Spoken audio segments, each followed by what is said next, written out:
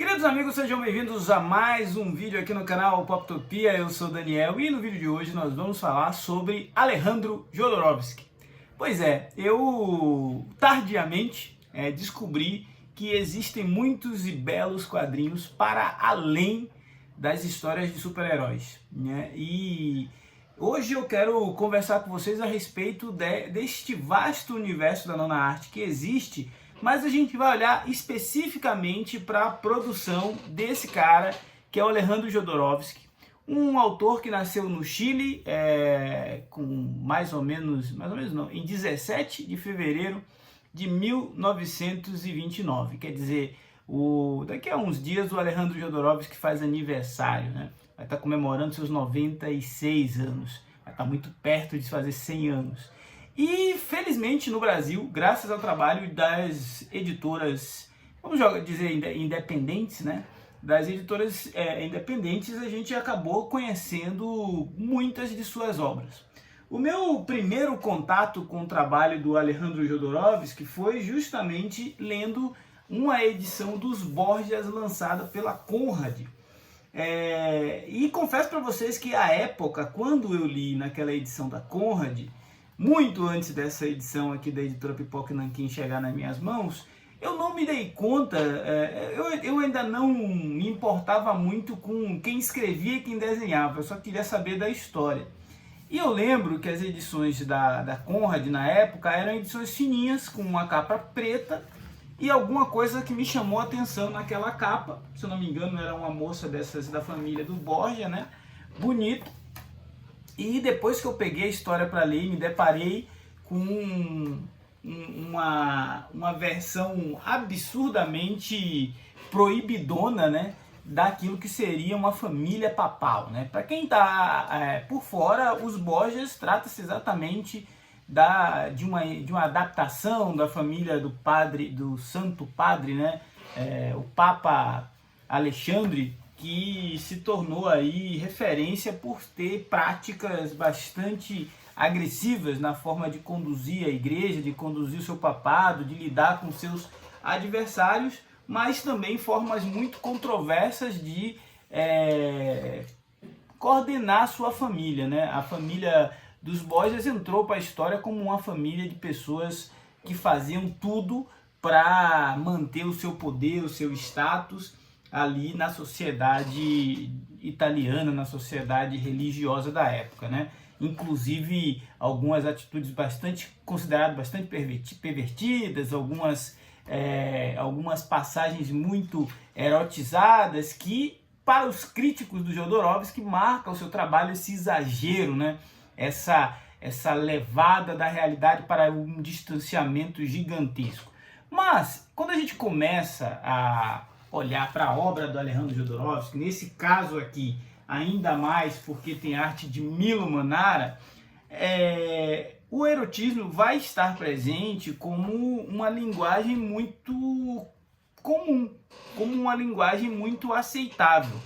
Por quê? Porque a grande marca da obra de Jodorowsky é uma obra disposta a provocar o leitor. À medida que a gente vai se aprofundando e quando você pensa que Borgia foi um extremo, Borgia coloca a igreja numa condição vilanesca e desrespeita alguns dogmas e mostra coisas que nunca aconteceram na história, o Jodorowsky vai mais além e junto com um artista chamado Theo nos entrega o Papa Terrível, lançado aqui no Brasil pela Conrad, né? Todos esses quadrinhos, eu acho que o que eu vou comentar aqui já tem um review detalhado no canal, então eu vou falar mais sobre as minhas impressões à medida que eu fui lendo cada vez mais obras desse autor. Aqui no Papa Terrível, a gente vai ver de novo o Jodorowsky lidando aí, se debruçando sobre como a igreja é conduzida por homens corruptos, como a igreja é conduzida para defender, a igreja católica, para defender interesses escusos e como a sensualidade, a sexualidade, o erotismo permeiam a relação dessas pessoas com o poder, né? E tudo isso de uma forma muito explícita, tudo isso de uma forma muito jogada na cara do leitor. E não à toa, esse é um quadrinho para maiores de 18 anos, né? O Papa Terrível é o tipo de obra que vai incomodar aquele leitor que for mais sensível, porque a gente tem traição, a gente tem envenenamento, a gente tem assassinato, a gente tem mutilação. Aliás, a mutilação, principalmente de genitálias e de orelhas e coisas do tipo, são outra constante nesse trabalho do Alejandro Jodorowsky. Não nesse, mas em todos os trabalhos. A obra do Jodorowsky, ela tem uma magia única, afinal ele se apresenta como um psicomago, né? Por quê? Porque ela não se preocupa em respeitar uma convenção literária, né? A gente tem aqui um autor multimediático que já veio do cinema, do teatro de fantoches, que passou pela pintura, que teve contato com alguma das mentes mais sofisticadas da cultura ocidental e oriental, e com isso fez com que ele tivesse também possibilidades de explorar sua imaginação, né? Uma primeira vez que, de fato, o nome de Alejandro Jodorowsky chegou para mim foi como um pretenso cineasta que desejava adaptar Duna, de Frank Herbert, né? Eu, durante muito tempo não, ainda hoje considero Duna um dos maiores livros já escritos, e durante muito tempo imaginei que ele jamais poderia ser adaptado para cinema. Fico muito feliz que Duna, do Denis Villeneuve, inclusive está aí disputando várias premiações, porque é uma obra grandiosa e fez com que muita gente se voltasse para a ficção científica. Eu particularmente tenho aqui na minha coleção Duna, Os Filhos de Duna, Os Heróis de Duna, porque é um universo fabuloso. Agora, voltando para Jodorowsky, ele conseguiu uma proeza, né? Ele não fez o filme de Duna, mas o projeto dele se tornou algo lendário no universo das adaptações cinematográficas. Era um projeto que ele queria fazer junto com Moebius, era um projeto que ele queria ter uma trilha sonora de banda famosa de Hollywood, o Pink Floyd. Era um projeto que ele queria que o Salvador Dalí ajudasse a produzir o cenário e o figurino. Então era um projeto ambicioso. E ambição é uma marca registrada da obra desse cara. Digo isso por quê? Porque Jodorowsky, antes de querer fazer Duna, já tinha entregue para o cinema uma grande obra chamada El Topo. Quando El Topo chega nos cinemas e se consolida como um clássico cult, graças às sessões da meia-noite, ele coloca ali, ele ganha o status, né? Ele se coloca como um grande diretor de cinema inovador, disruptivo, diferente, um cara que estava realmente propondo coisas que iam oxigenar a sétima arte. O El Topo foi o sucesso que foi, mas o Jodorowsky nunca conseguiu produzir a sequência desse filme, desse clássico, e foi então que ele conseguiu essa sequência através de um quadrinho que é Os Filhos de El Topo. Bom, a essa altura você já percebeu que eu não estou falando dos quadrinhos do Jodorowsky em ordem cronológica ou qualquer conexão do tipo. O que eu estou fazendo aqui é um exercício de avaliar como a leitura das obras desse escritor impactaram na minha percepção como colecionador. Quando Os Filhos de El Topo foi anunciado pela Comic Zone, eu acreditei tratar-se apenas de mais uma tentativa de embarcar no hype do faroeste diferentão, né? Afinal, o ano passado foi um ano onde a gente teve muitos faroestes sendo lançados aqui no Brasil. Acontece que quando eu peguei para ler Os Filhos de El Topo, eu me deparei com uma história que utiliza elementos da religião, elementos do realismo fantástico, elementos também de uma violência gráfica muito constante e também, por que não, uma boa história de Velho Oeste. Então, Os Filhos de El Topo conta a história desses dois irmãos, Caim e Abel, que são os lados opostos de uma relação paterna, filhos de um homem santo, cujo um foi abençoado e o outro foi amaldiçoado. Esses irmãos vão precisar se unir para realizar a missão que é o último desejo da sua mãe. Mas os dois têm uma relação muito conflituosa com seu pai e o cenário não poderia ser mais adverso possível. Pessoas ambiciosas, olha esse tema voltando, pessoas violentas, olha esse outro tema recorrente, e pessoas dispostas a fazerem tudo por um naco de poder celestial presente no defunto de uma mãe que só deseja ser enterrada perto do homem que ela amou. É uma saga épica, é um faroeste estranho, é uma jornada por aquilo que tem de mais feio no deserto árido de alguma região que parece o Texas, parece o México, mas nunca fica claro de fato onde é.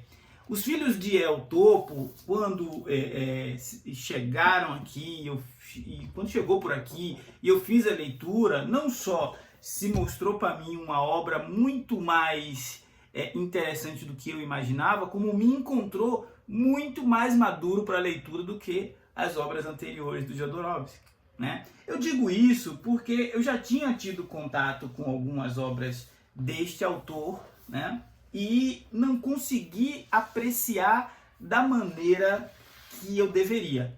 E vamos lá. Aqui eu tenho em mãos um box lançado pela Pipoca Nanquim com os 3 volumes da Casta dos Metabarões, né? Essa é uma saga gigantesca que o Jodorowsky fez como consequência da sua primeira obra, que foi o Incal. E vejam, eu não tenho Incal. Por quê? Porque eu não via a necessidade de conhecer a fundo esse universo que é a mente de Alejandro Jodorowsky, né? Um universo fascinante, diga-se de passagem. Então, o meu interesse era pela Casta dos Metabarões, porque a temática me lembrava muito a temática de Duna, a temática de alguém, de um mundo, de um barão, das casas, das tramas palacianas, dos planos dentro de plano, da coisa de você ter um legado sendo passado adiante para os seus filhos, e isso me fascinou, isso me chamou a atenção. Então, quando, depois de ter ignorado solenemente o lançamento dos 3 volumes de Incal, eu me interessei por Duna, comprei os 3 volumes, a arte do Juan Jiménez é um negócio espetacular aqui, e ajuda a gente a entrar ainda mais nesse universo, né? Um universo repleto de ficção científica, repleto de camadas, repleto de algumas discussões sobre sociedade, sobre machismo, sobre relações paternais muito complexas. As relações aqui não só de pai com filho, mas também dos seus maridos, dos maridos e suas respectivas esposas, concubinas e acompanhantes. Tem o erotismo tácito ali que Jodorowsky costuma utilizar nas suas obras. É sofisticado, tem uma escrita que requer do leitor uma atenção diferente. Então, quando eu falo que abrir mão de ler apenas quadrinho de super-herói para mergulhar no mundo onde a gente tem um escritor criando não só um planeta, não só uma raça, não só um vilão, mas um universo inteiro, é algo também desafiador. Nesse universo a gente tem questões sociais, a gente tem questões filosóficas, tem questões éticas, e é uma forma ética muito diferente da nossa de discutir. A gente tem um planeta que detém, olha só por que isso me fez lembrar de Duna, né? Um planeta que detém uma tecnologia que eles são capazes de tirar blocos gigantescos de um metal preciosíssimo do planeta deles, e só eles são capazes de transportar essa preciosidade, porque ela é absurdamente pesada. Só eles detêm essa tecnologia, e quando esse povo é exterminado, todo um conhecimento se perde. Isso é sobre o fascínio de coisas que perdemos com culturas que se apagaram, né?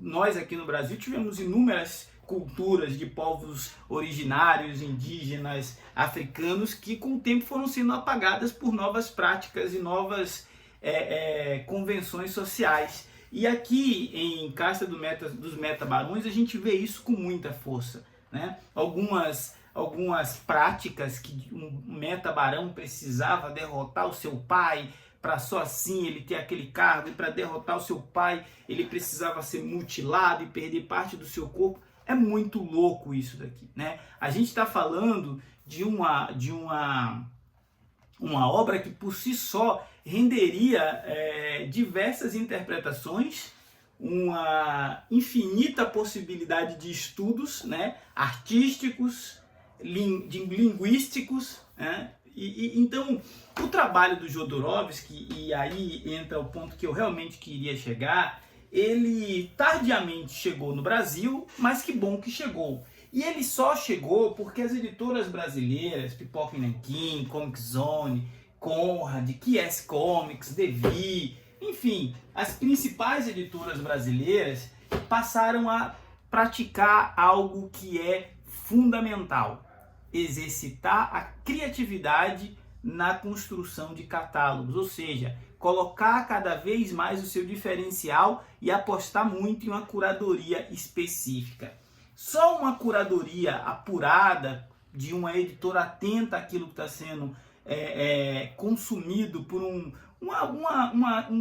time não tão grande de colecionadores, mas ávidos por materiais clássicos que estão ausentes do nosso mercado, seria capaz de entregar um quadrinho como Sangue Real, né? Sangue Real é mais um quadrinho do Jodorowsky, mas ele é o mais acessível dos quadrinhos do Jodorowsky, né? É uma obra sobre tramas palacianas, é uma obra de alta fantasia, onde um homem é substituído por alguém muito parecido com ele para salvaguardar o seu poder, porque ele era um rei, mas esse cara parecido com ele toma a coroa e aí ele se vê exilado e sendo cuidado por uma bruxa.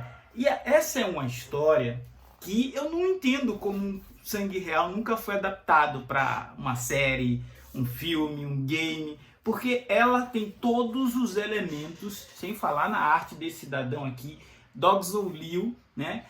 Todos os elementos para agradar essa galera que é fã de Game of Thrones, essa galera que é fã de House of Dragon, essa galera que é fã dos Anéis de Poder, tem tudo isso, né? Mas muito bem escrito, uma história com início, meio e fim, diferente dessas histórias aí como as do George Martin, que nunca chegam a lugar nenhum, né? Ficam sem conclusão e a galera fica na expectativa. Mas eu acho que o grande ponto aqui é exaltar a curadoria das editoras brasileiras, né? A coragem de trazer um autor e transformá-lo naquilo que lhe é devido. O tamanho do Alexandre Jodorowsky era um há alguns anos atrás e passou a ser outro a partir do trabalho, principalmente quando Pipoca e Nanquim lança em Cal. Justiça seja feita, já tinha saído pela Conrad, já tinha saído pela Devi, de forma muito pontual, né? O momento editorial era outro, diga-se de passagem, é importante fazer justiça também. A gente não tinha um mercado pungente e pronto para receber edições integrais como essa, né? E as coleções ampliadas como as do Incal que o Pipoca e Nanquim lançou, mas foram tentativas de lançar um quadrinista importante de uma forma muito tímida. Hoje, com o advento dos canais de YouTube, as páginas de Instagram, as próprias editoras, como a minha própria, né, podem se dar ao luxo de contar com o leitor para fazer esse trabalho de curadoria, né? Muita coisa que a gente vê lançado no Brasil hoje é solicitação de velhos colecionadores que anseiam há muito tempo por obras que demoraram décadas para chegar por aqui. Quer um exemplo? Aleph Tol, né? O último lançamento da Comic Zone no finalzinho do ano passado, mais um quadrinho do Alejandro Jodorowsky que desembarcou por aqui. A Comic Zone vendeu isso como o primeiro ônibus da editora, e é um tijolaço, né? Um integral, contando de novo a história de um protagonista aleijado, que tem uma condição física desfavorável, mas mesmo assim, utilizando da sua fé e da sua coragem, desafia a tudo e a todos numa saga para realizar a sua missão, o seu destino e salvar o povo pelo qual ele foi escolhido, né? Aqui a gente tem um capítulo chamado O Senhor das Ilusões. E eu acho que esse título poderia ser atribuído ao próprio Alejandro Jodorowsky, mas não o Senhor das Ilusões, talvez.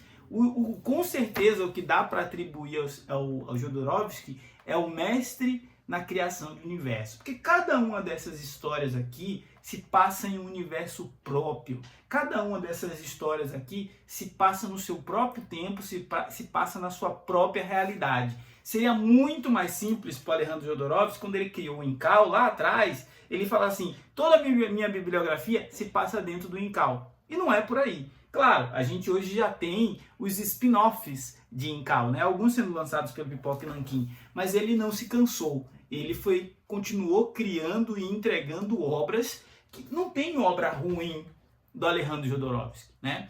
Aí a gente chega num ponto que assim, tá, é tudo muito magia, é tudo muito espacial, é tudo muito grandioso, é tudo muito sobre sociedades que são belicosas, com homens e mulheres, homens poderosos e mulheres erotizadas e situações de poder carnal muito presente, com linguagem da violência sendo acionada para tudo e para todos. Mas o Jodorowsky então não tem história mais intimista, não tem uma história mais pé no chão, não tem uma história mais próxima da realidade que a gente conhece? Bom, se você achar que Os Filhos de Eotopo distanciado demais da realidade para você, a gente tem Balser, né? Balser foi lançado aqui no Brasil por duas editoras e teve uma polêmica na época, porque saiu Balser pela QS Comics e saiu Balser pela Comic Zone. As primeiras histórias foram reunidas nessa edição integral da QS Comics, que tem vídeo aqui no canal, né, onde eu comento a jornada desse cara que é um cowboy dono de um bar em uma cidade chamada, acho que é Bairro City, agora eu realmente já me esqueci. E toda a tragédia shakespeariana se ocorre na vida desse cara. A gente vai conhecer desde a origem problemática da sua família até os dramas da sua vida adulta, né? Aqui a gente tem um herói improvável, não tem nada de messiânico. A gente tem um herói mutilado, porque Balser não tem um dos seus braços. A gente tem um herói feio, porque o François Abuc faz questão de fazer deste personagem protagonista alguém muito feio e desagradável na boa parte das vezes, não tem um charme que defenda, mas é um cara corajoso, é um cara destemido e com um código de honra próprio, né? Então, essa é uma linha que está presente em todas as obras do Jodorowsky. Um protagonista com uma força moral que o impulsiona para feitos que não seriam capazes para um homem com uma personalidade menos consolidada.